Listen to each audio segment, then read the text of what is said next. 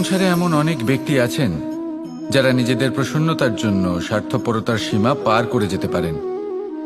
নিজে সুখ লাভ করার জন্য অন্যকে দুঃখ দিতে পারেন।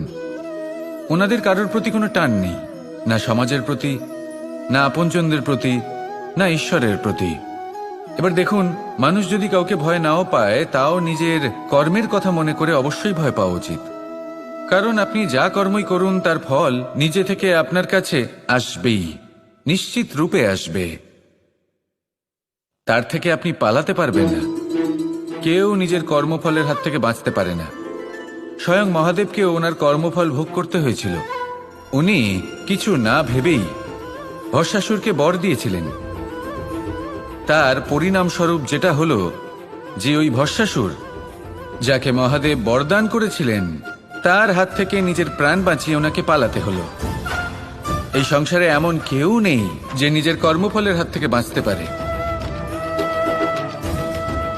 সবসময় এটা ভেবে দেখুন যে কর্মটা আপনি করছেন সেটা শ্রেষ্ঠ কি না। এমন কর্ম করুন যেটা আপনাকে জীবনে এগিয়ে নিয়ে যাবে। নিজেকে সৎ পথে রাখুন, কিন্তু এটাও সুনিশ্চিত করুন যে জীবনে যে কর্ম আপনি করছেন তাতে অন্য ব্যক্তির উপর কি প্রভাব পড়ছে, তাতে উনি দুঃখ পাচ্ছেন না তো। যদি আপনি যা করছেন তাতে সবার মঙ্গল হয়ে থাকে,